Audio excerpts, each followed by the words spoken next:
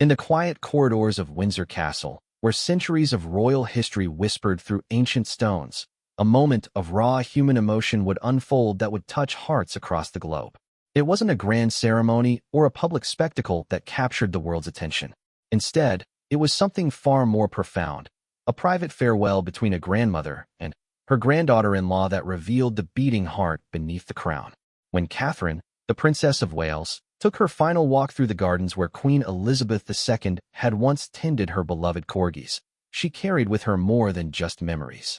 She carried the weight of a promise made in whispered words during the Queen's final days, a promise that would change how the world saw the royal family forever.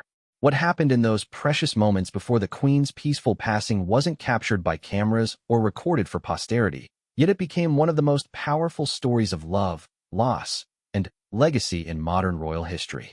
This is the story of how a quiet farewell between two women, one who wore the crown for 7 decades, and another who would help carry its legacy forward, reminded us all that beneath the pageantry and protocol, the most meaningful moments in life are often the simplest ones.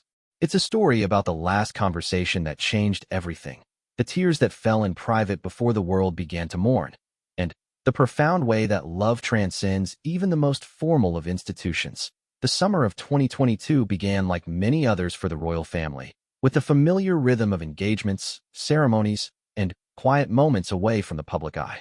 But those closest to Queen Elizabeth II could sense something different in the air. At 96, the monarch who had defined an era was beginning to show the gentle signs of a life well lived, though her spirit remained as sharp and determined as ever. Catherine, Princess of Wales, had developed a particularly close relationship with her grandmother-in-law over the years since marrying William in 2011. What had started as formal meetings and carefully orchestrated encounters had evolved into something much more personal and meaningful. The Queen had watched Catherine navigate the complexities of royal life with grace and authenticity, earning not just her respect but her genuine affection. During those warm summer days at Balmoral, the Scottish castle that had always been the Queen's favorite retreat, something special was happening between the two women. Away from the formalities of Buckingham Palace and Windsor Castle, they found themselves sharing quiet moments that would become precious memories. The Queen, who had always been measured in her displays of emotion, seemed more open, more willing to share the wisdom she had gathered over 7 decades on the throne. Catherine noticed the subtle changes first. The way Her Majesty would pause a little longer when walking through the gardens, as if she were memorizing every detail. How she would hold her great-grandchildren just a moment tighter during their visits. The careful way she would speak about future plans, always with a gentle qualification that suggested she understood the uncertainty of time. One particular afternoon in early August stood out in Catherine's memory. They had been sitting together in the morning room at Balmoral, the Scottish sunshine streaming through the windows and illuminating the comfortable chaos of family life around them. Prince George, Princess Charlotte, and Prince Louis were playing nearby, their laughter mixing with the gentle conversation between their mother and great-grandmother. The Queen had been watching the children with an expression Catherine had never quite seen before, joy mixed with something deeper, more poignant. It was then that Her Majesty had turned to Catherine with an unusual directness and said something that would echo in the younger woman's mind for months to come. "You understand, don't you, dear, that sometimes the most important conversations happen when we least expect them?" Catherine had nodded, not fully grasping the weight of those words at the time. But, as the summer progressed, she began to understand that the Queen was preparing her for something. Not just for the practical aspects of royal duty that lay ahead, but for the emotional journey that would come with being part of an institution that was simultaneously ancient and ever-evolving. The conversations between them during those summer weeks took on a different quality. The Queen spoke more openly about her own experiences as a young woman thrust into extraordinary circumstances, about the challenges of balancing personal desires with public duty, and about the deep satisfaction that came from serving something larger than oneself. She shared stories that had never been told publicly, moments of doubt and triumph that had shaped her understanding of what it meant to lead. Catherine found herself treasuring these exchanges, sensing that she was being entrusted with something invaluable. The Queen's insights weren't just about royal protocol or constitutional duties. They were about the human experience of carrying responsibility for others, about finding strength in service, and about the importance of remaining true to one's core values even when the world was watching. As August turned to September, there was a subtle shift in the household atmosphere. Staff members who had served the royal family for decades seemed more attentive, more careful in their interactions. Plans were made with unusual flexibility, and there was an unspoken understanding that priorities might need to change quickly. Catherine noticed that Prince William was spending more time with his grandmother, often joining her for morning walks or afternoon tea when his schedule allowed. The siblings, William, Harry, and their cousins, seemed to be making more effort to visit, creating opportunities for the kind of spontaneous family moments that had become increasingly rare as they all took on more responsibilities.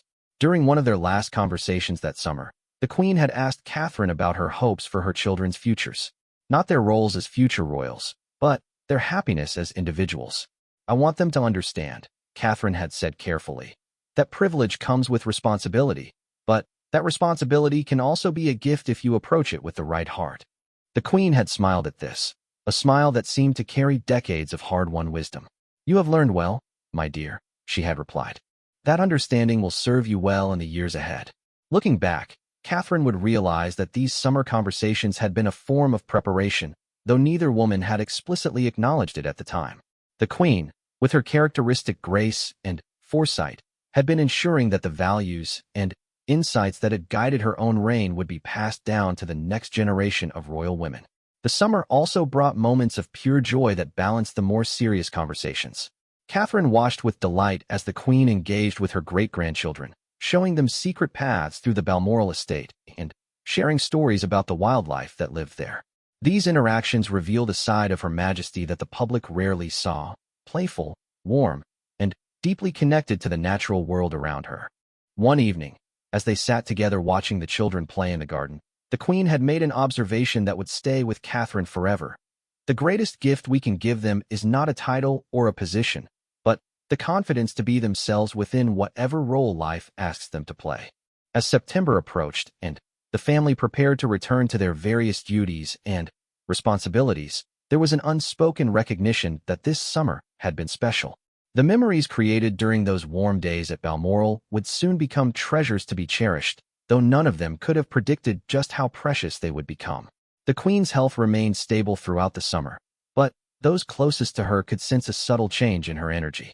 She was still sharp, still engaged, still very much herself, but there was a quality of completion in her demeanor, as if she was ensuring that all the important things had been said and done.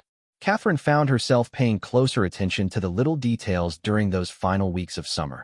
The way the Queen arranged flowers from her garden, her careful attention to correspondence, and her particular interest in hearing about future plans and projects. It was as if Her Majesty was weaving together all the threads of her long life, ensuring that everything she valued would continue to flourish after her time had passed. The last day of August brought with it a conversation that neither Catherine nor the Queen could have anticipated would be among their final extended exchanges. They had been sitting in the castle's library, surrounded by books that had been collected over generations, when the Queen had begun to speak about legacy in a way she never had before. "People will remember the ceremonies and the occasions," the Queen had said thoughtfully, "but what really matters is whether we've helped the people around us become the best versions of themselves. That's the only legacy worth leaving." Catherine had felt the weight of those words, understanding instinctively that she was being entrusted with something profound. The Queen wasn't just sharing wisdom. She was passing on a philosophy that had guided her through 7 decades of service. As September began and the family prepared for the autumn ahead, no one could have known that this peaceful summer would soon give way to one of the most significant transitions in modern history. The first week of September 2022 brought an unexpected change in routine that set hearts racing throughout the royal households. Queen Elizabeth II, who had maintained her scheduled appointments with remarkable consistency throughout the summer, suddenly needed to postpone a virtual meeting with her Privy Council. The reason given was simple enough: she was feeling under the weather. But for those who knew her well, this deviation from her usual unwavering commitment to duty was a clear signal that something more serious was developing. Catherine had been in London with the children, preparing for the start of the new school term, when William received the call from Balmoral. The conversation was brief, but loaded with unspoken meaning. His grandmother was comfortable and in good spirits, but The medical team thought it best if the family began to make arrangements to visit sooner rather than later. The careful language couldn't mask the underlying message. Time was becoming precious. The decision to travel to Scotland was made quickly, but even in those hurried preparations, Catherine found herself thinking about the conversations she and the Queen had shared just days earlier. There had been something almost prophetic about Her Majesty's words during their last extended talk, a sense that she was ensuring all the important things had been communicated before the opportunity might be lost. William's demeanor during the journey north revealed the depth of his concern, though he maintained the composed exterior that had been second nature to him since childhood. Catherine watched her husband grapple with the reality that his beloved grandmother, who had been a constant presence throughout his entire life, might be entering her final chapter. Their conversations during the drive were punctuated by long silences, each lost in their own memories and fears. The atmosphere at Balmoral when they arrived was unlike anything Catherine had experienced in her years as part of the royal family. The castle, usually humming with the efficient activity of a working royal residence, had taken on a quieter, more contemplative quality. Staff moved with unusual gentleness, their voices lowered as if the very walls were listening. The sense of anticipation was palpable, though everyone maintained the dignified composure that had always characterized life within the royal household. Catherine's first glimpse of the Queen during this visit revealed both reassuring continuity and concerning change. Her Majesty was still very much herself, alert, interested in the family's activities, and eager to hear about the children's summer adventures. But there was a new fragility in her movements, a careful deliberation that suggested she was managing her energy with unprecedented attention. During their first private moment together, the Queen had taken Catherine's hands in hers with a warmth that was both comforting and unsettling. "I'm so glad you're here, dear," she had said simply, but the intensity in her eyes suggested layers of meaning beneath those few words. Catherine felt a surge of emotion that she struggled to contain, sensing that this might be the beginning of a farewell neither of them was quite ready to acknowledge. The following days took on a rhythm unlike any other time in Catherine's experience. Family members arrived throughout the week, each bringing their own emotions and memories to the gathering. The conversations were more personal than usual, filled with shared stories and expressions of love that might normally have remained unspoken. The Queen, despite her obvious fatigue, seemed determined to spend meaningful time with each person, as if she was completing a final round of connections. Catherine found herself observing these interactions with a mixture of admiration and heartbreak. The Queen's grace remained intact even as her physical strength diminished, and her ability to make each person feel valued and heard was as powerful as ever. Watching Her Majesty with the children was particularly moving. She listened to their stories with complete attention, asked thoughtful questions about their interests, and shared gentle wisdom disguised as casual conversation. One afternoon, as autumn rain drummed against the castle windows, Catherine was asked to join the Queen for tea in her private sitting room. The space was smaller and more intimate than the formal reception rooms, filled with personal photographs and mementos that told the story of a life dedicated to service and family. The Queen was seated in her favorite chair, wrapped in a soft shawl that had clearly been chosen for comfort rather than ceremony.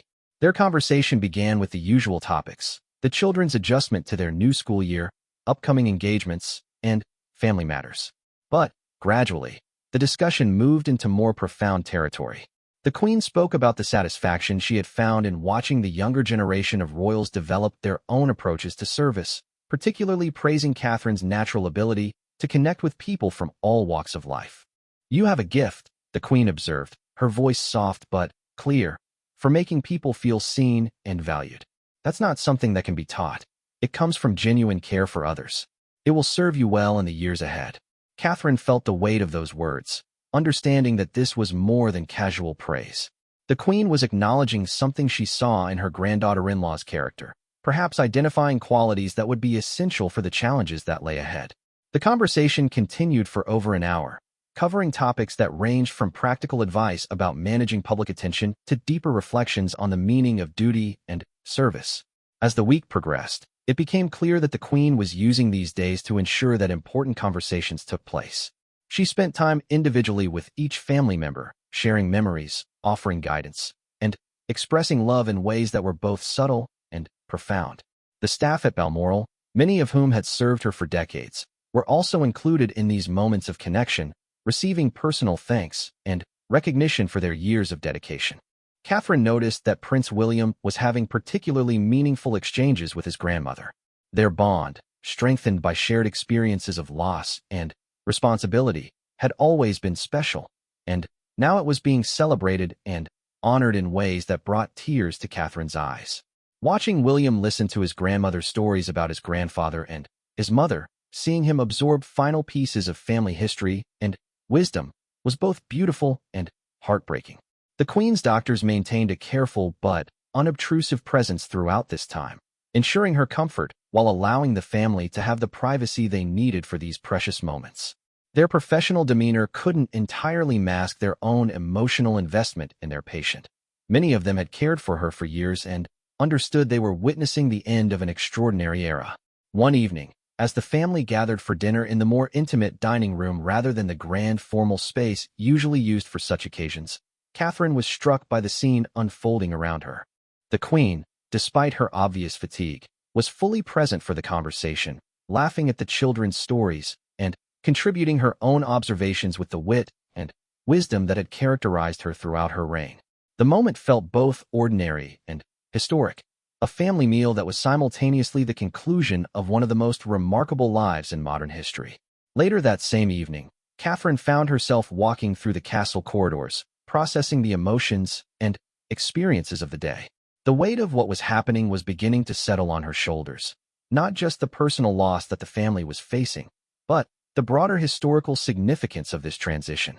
She was witnessing the end of the longest reign in British history, and she was being entrusted with carrying forward values and traditions that stretched back centuries. The Queen's approach to these final days was characteristic of her entire life, dignified, thoughtful, and focused on others rather than herself. She seemed determined to use whatever time remained to strengthen the bonds that would endure beyond her physical presence, to share final insights that might guide her family through the challenges ahead, and to ensure that the institution she had served so faithfully would continue to evolve and thrive. As Catherine prepared for sleep that night, she reflected on the extraordinary privilege of being present during these moments. She was witnessing history not as a spectator, but as someone who would be expected to help carry that history forward. The responsibility felt overwhelming, but the example being set by the Queen, grace under pressure, focus on others rather than self, and unwavering commitment to duty, provided a roadmap for how to approach that responsibility with honor and authenticity. The next morning would bring new conversations, new memories, and new moments of connection. But Catherine was beginning to understand that she was also being prepared for a different kind of conversation, the one that would soon echo around the world, announcing the end of an era and the beginning of something new. Thursday, September 8th, 2022, began with an unusual stillness that seemed to permeate every corner of Balmoral Castle. Catherine woke earlier than usual, drawn from sleep by an indefinable sense that this day would be different from all the others. The Scottish morning was crisp and clear, with autumn light filtering through the ancient windows, but there was something in the quality of that light, or perhaps in her own heightened awareness, that made everything seem more vivid, more precious. The Queen had asked to see Catherine privately that morning, a request that came through her lady-in-waiting with the gentle formality that had always characterized such communications. But there was an urgency beneath the politeness that Catherine immediately recognized. As she made her way through the familiar corridors toward the Queen's private apartments, she found herself walking more slowly than usual, as if some part of her understood that she was approaching a moment that would change everything. Her Majesty was seated in her morning room, positioned so that she could look out over the gardens she had tended and loved for so many years. She was dressed simply but elegantly, her hair carefully arranged despite the early hour. When she turned to greet Catherine, her smile was warm, but there was something in her eyes, a clarity and intensity that suggested she was summoning all her remaining strength for this conversation. "Come sit with me, dear," the Queen said, gesturing to the chair that had been placed beside hers. "I wanted to speak with you while my thoughts are clear, and we have some quiet time together." Catherine settled into the chair, noting how the morning light illuminated the Queen's face, highlighting the wisdom lines that spoke of decades of decisions, challenges, and triumphs. The room around them was filled with the personal touches that made this space uniquely Her Majesty's, photographs of family members spanning generations, small treasures collected during official visits, and books that had been read and cherished. I've been thinking, the Queen began, her voice steady but softer than usual, about the conversations we've had this summer, and about all the things I want you to understand about the role you'll play in the years ahead. Not just the official duties, I know you'll handle those beautifully, but the deeper responsibilities that come with being part of this institution. Catherine felt her heart rate quicken, understanding instinctively that this was the conversation they had been building toward throughout all their previous exchanges. She nodded, giving the Queen her complete attention, sensing that every word would be important. When I was your age, the Queen continued, I thought duty meant sacrifice, giving up personal desires for the greater good. And, while there's truth in that, I've learned over the years that the most meaningful service comes from finding ways to be authentically yourself while fulfilling your responsibilities. You've already shown that you understand this intuitively. The Queen paused, her gaze moving briefly to the gardens before returning to Catherine's face. William will need your strength in the years ahead. Not just your support, but your independent perspective and your ability to connect with people in ways that feel genuine. The monarchy will only survive and thrive if it remains relevant to people's lives, if it continues to serve rather than simply exist. Catherine found herself leaning forward, absorbing not just the words but the emotion behind them. The Queen's expression was serious, but not somber. There was hope in her eyes, confidence in the future she was describing. I want you to promise me something, the Queen said, reaching out to take Catherine's hands. Promise me that you'll never lose sight of who you are at your core. The institution is powerful, and it can be overwhelming, but it serves the people best when it's led by individuals who remember their humanity. I promise, Catherine replied, her voice thick with emotion. But, Your Majesty, I don't know if I'll be wise enough, strong enough. The Queen squeezed her hands gently, interrupting her concerns. My dear, I've watched you for more than a decade now. I've seen how you handle pressure, how you treat people regardless of their position, how you balance being a mother with being a public figure. You are far stronger and wiser than you know. The conversation continued for nearly 2 hours, ranging from practical advice about managing public attention to profound insights about finding meaning in service. The Queen shared stories about her own journey of growth and discovery, acknowledging moments when she had doubted herself and describing how she had learned to find strength in the love and support of family. There will be times, the Queen said at one point, when the weight of expectation feels crushing, when you wonder if anything you do really matters. In those moments, remember that the smallest acts of genuine kindness can have the greatest impact. A hand on someone's shoulder, a moment of real listening, a smile that acknowledges someone's worth. These things change lives more than any grand gesture. Catherine was struck by the Queen's ability to distill decades of experience into practical wisdom that felt immediately applicable. These weren't abstract principles, but lived truths that had been tested through years of real-world challenges. As the conversation progressed, the Queen began to speak more specifically about the transition that lay ahead. She talked about her hopes for King Charles's reign, her confidence in William's eventual ability to lead, and her belief that Catherine would play a crucial role in modernizing the monarchy while preserving its essential values. The crown will sit differently on each person who wears it, the Queen observed. Charles will bring his own vision and priorities, as he should. William will do the same when his time comes. Your role will be to help him remember that the monarchy's greatest power comes from its ability to unite people, to give them something larger than themselves to believe in. The Queen also spoke about the children, George, Charlotte, and Louis, expressing her confidence that they would grow up understanding both the privileges and responsibilities of their positions. Help them see their roles as opportunities to serve rather than burdens to bear, she advised. Let them know that their greatest inheritance isn't titles or properties, but the chance to make a positive difference in the world. As the morning sun climbed higher, casting different patterns of light across the room, the Queen's energy began to flag slightly. But she seemed determined to complete their conversation, to ensure that all the important things were said. There's something else I want you to know, the Queen said, her voice growing even softer. I am deeply proud of the woman you've become and the role you've taken on. You've brought something special to this family, a warmth and authenticity that we needed. Never doubt that your presence has made us better. Catherine felt tears threatening to overwhelm her, moved not just by the words but by the obvious effort the Queen was making to ensure this conversation took place. "Your Majesty, you have been such an extraordinary example. And now you must create your own example," the Queen interrupted gently. "Take the best of what you've observed and learned, but don't feel bound by how things have always been done.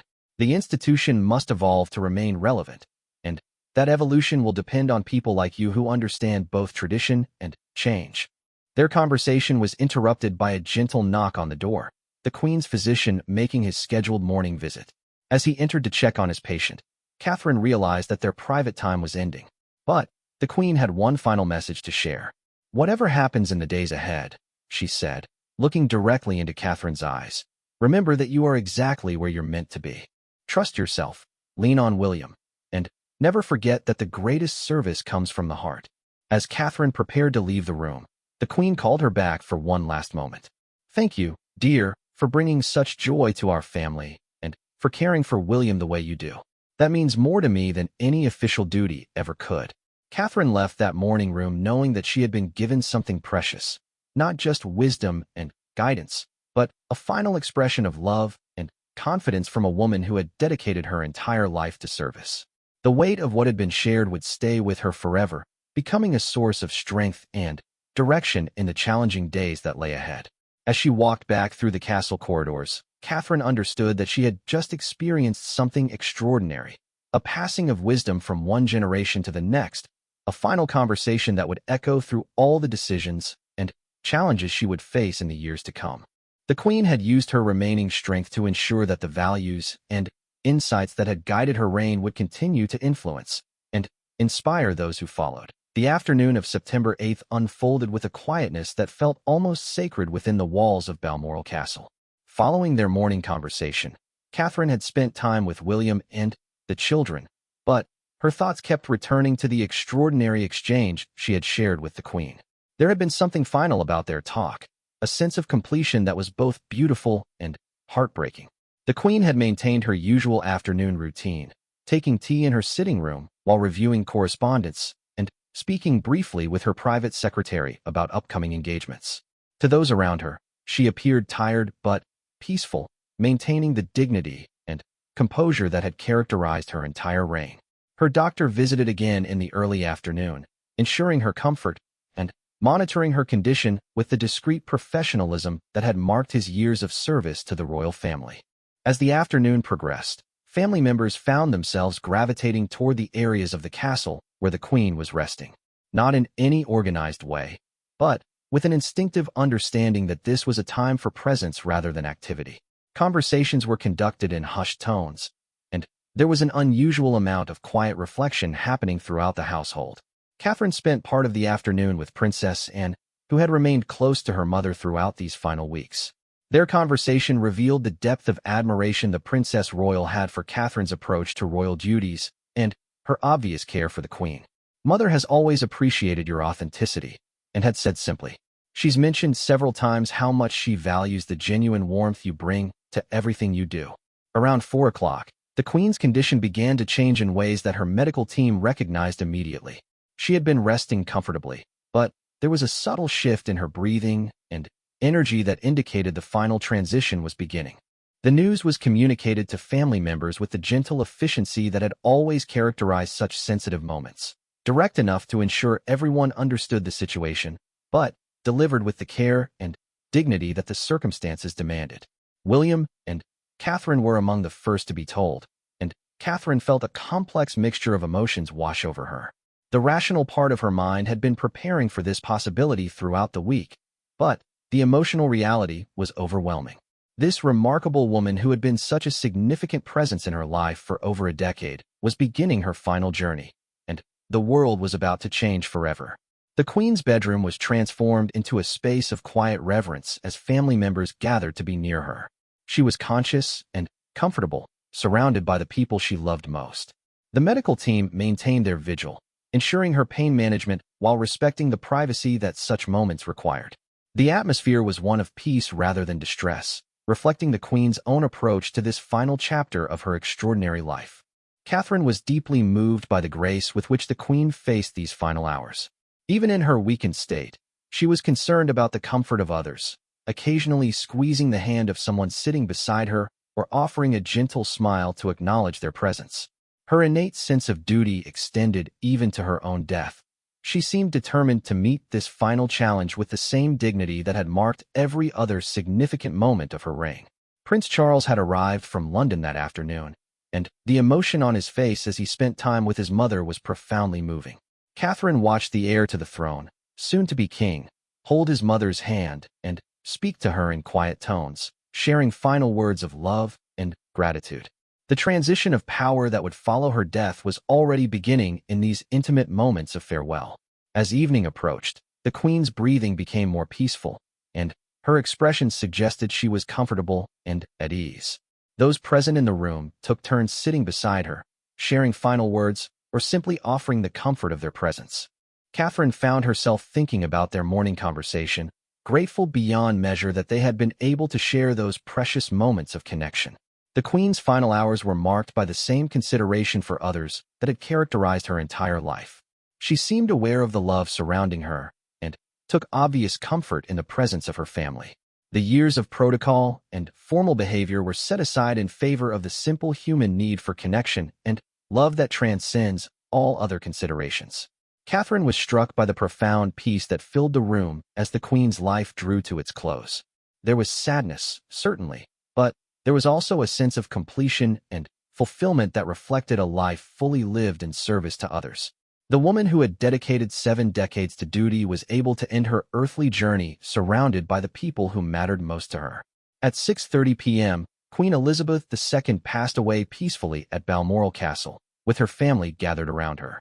The moment was marked not by drama or distress, but by a profound silence that seemed to acknowledge the historical significance of what had just occurred. The longest reign in British history had come to an end, and the world would never be quite the same. The immediate aftermath of the Queen's death was handled with the efficiency and sensitivity that had been planned for years, but which still felt surreal in its actual execution. Phone calls were made to government officials, statements were prepared, and the carefully choreographed protocols for such moments were set in motion.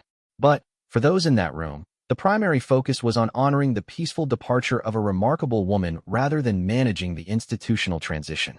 Catherine found herself thinking about the promise she had made that morning, to remain true to herself while serving the institution that the Queen had loved and protected for so long.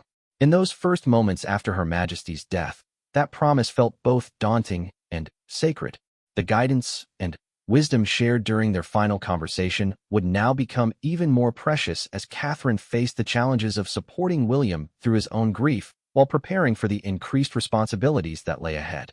The formal announcement of the Queen's death would soon echo around the world, triggering an unprecedented outpouring of grief and gratitude from people in every corner of the globe. But in that peaceful room at Balmoral, the focus was simply on saying goodbye to a beloved mother, grandmother, and great-grandmother who had given everything she had to serve others. As Catherine looked around the room at the faces of those who had loved the Queen most, she saw grief mixed with pride and gratitude. This extraordinary woman had shown them all how to live with purpose, how to face challenges with grace, and how to find meaning in service to something larger than oneself. Her death marked the end of an era, but it also represented the beginning of a new chapter in which the values she had embodied would continue to guide and inspire those she left behind. The quiet farewell that had taken place that day would soon be shared with the world, but, for now, it belonged to the family who had been privileged to witness the peaceful conclusion of one of the most remarkable lives in modern history. The conversations, the final expressions of love, and the serene dignity with which the Queen had faced her final hours would become treasured memories that would provide comfort and guidance for years to come. The news of Queen Elizabeth II's death traveled around the world with unprecedented speed, creating an immediate and profound shift in the global consciousness. But, for Catherine, Princess of Wales, the hours following that peaceful evening at Balmoral were marked by a more personal and intimate processing of loss. The woman who had become not just her sovereign, but her mentor and guide, was gone, leaving behind a legacy that was both public and deeply personal. In the immediate aftermath of the Queen's death, Catherine found herself reflecting on the extraordinary privilege of having shared those final conversations. The wisdom and guidance offered during their last morning together had taken on even greater significance now that they represented the Queen's final gifts to someone she had come to love and trust. The weight of carrying forward those insights felt both overwhelming and sacred. The practical aspects of the transition began immediately, with phone calls, official announcements, and the activation of carefully planned protocols. But, within the family circle, the focus remained on supporting one another through their grief, while beginning to process the magnitude of what lay ahead. Prince William, now heir to the throne, was grappling with his own complex emotions while preparing to take on increased responsibilities. Catherine watched her husband navigate this difficult balance with the same grace and strength that had always characterized his approach to duty. The children's reactions to their great-grandmother's death were heartbreaking in their simplicity and honesty. Prince George, at 9 years old, had enough understanding to grasp the finality of what had occurred, while Princess Charlotte and Prince Louis processed the news with the emotional directness that characterized their ages. Catherine found herself drawing on the Queen's advice about helping the children understand their roles as opportunities for service rather than burdens, even as she struggled with her own grief.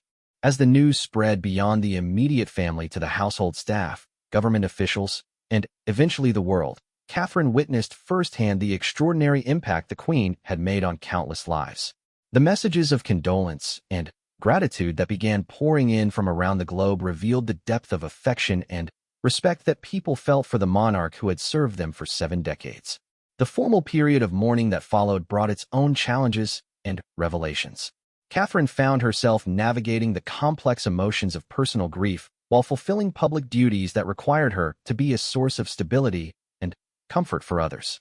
The Queen's guidance about finding strength in service proved invaluable during these difficult days, as Catherine discovered that reaching out to others who were mourning actually helped her process her own sense of loss. One of the most powerful moments came during the preparation for the Queen's funeral, when Catherine was asked to help review the personal touches that would be included in the service. Looking through photographs, reading personal notes, and discussing the music that had meant something special to Her Majesty provided a unique opportunity to celebrate the private person behind the public figure. Catherine was struck by the evidence of a life fully lived, not just in service to the crown, but in love for family, appreciation of beauty, and genuine care for others.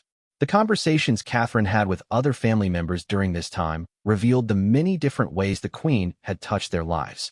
Each person had their own stories of private guidance, personal encouragement, and moments of connection that had shaped their understanding of duty and purpose. The picture that emerged was of a woman who had used her position not just to serve the nation, but to nurture and guide the individuals within her own family.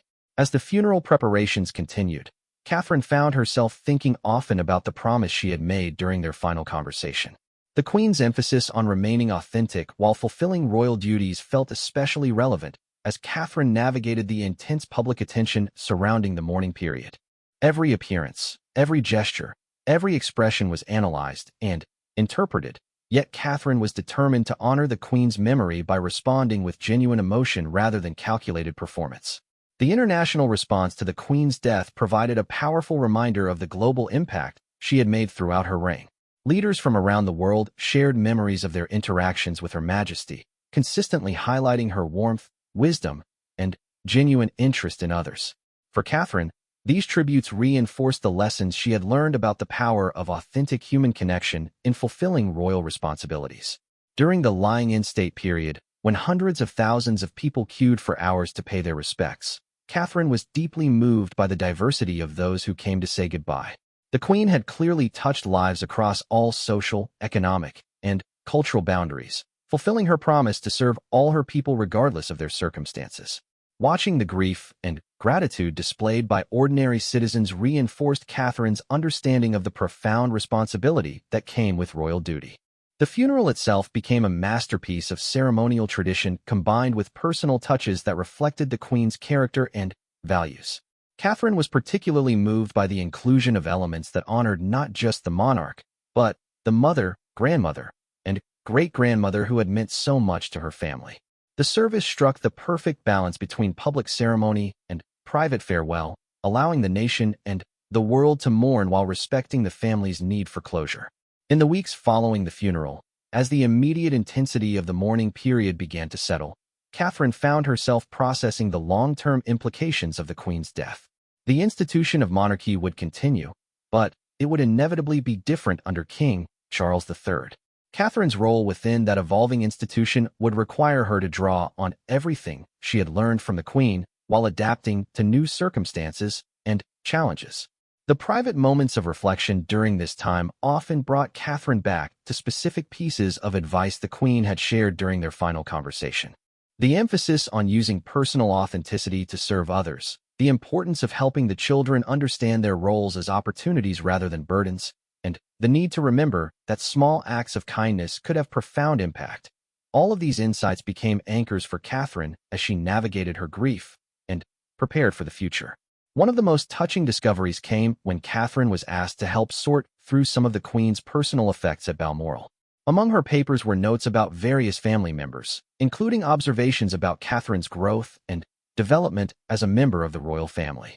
Reading these private thoughts provided confirmation that the Queen's expressions of pride and confidence during their final conversation had been genuine, not just kind words offered to provide comfort. The Queen had written about Catherine's natural ability to connect with people, her dedication to her children, and her positive influence on William. But what touched Catherine most deeply were the notes about her character, observations about her kindness, her resilience, and her commitment to using her position to help others. These private reflections revealed that the Queen had been watching and appreciating Catherine's approach to royal life with genuine admiration. As autumn turned to winter, Catherine began to find ways to honor the Queen's memory through her own work and commitments. The early childhood development initiatives she had championed took on new significance as she remembered the Queen's emphasis on helping children understand their potential for positive impact. Her support for mental health awareness connected directly to the Queen's advice about the importance of authentic human connection in serving others. The Christmas season brought its own poignant moments, as the family gathered for the first time without the Queen's presence. The traditions she had established and cherished continued, but they were infused with memories of her wisdom and love. Catherine found comfort in sharing stories of the Queen with her children, helping them understand not just what their great-grandmother had accomplished, but who she had been as a person. As 2022 drew to a close, Catherine reflected on the extraordinary year it had been, beginning with those precious summer conversations and ending with the challenge of carrying forward the Queen's legacy. The grief remained, but it was accompanied by gratitude for having known such a remarkable woman and determination to honor her memory through continued service. The quiet farewell that had taken place at Balmoral had indeed moved the world, but its most lasting impact might be found in the personal transformations it inspired. Catherine had been entrusted with wisdom and guidance that would shape her approach to royal duty for decades to come. The conversation that had begun that peaceful morning would continue to influence and inspire her as she helped write the next chapter of the monarchy's long story. In the end, the Queen's greatest gift to Catherine had not been advice about protocol or duty, but rather the example of how to live a meaningful life in service to others. That legacy would live on through Catherine's own work, through the values she would pass on to her children, and through the countless small acts of kindness and connection that would reflect the Queen's enduring influence on all those who had been privileged to know and love her.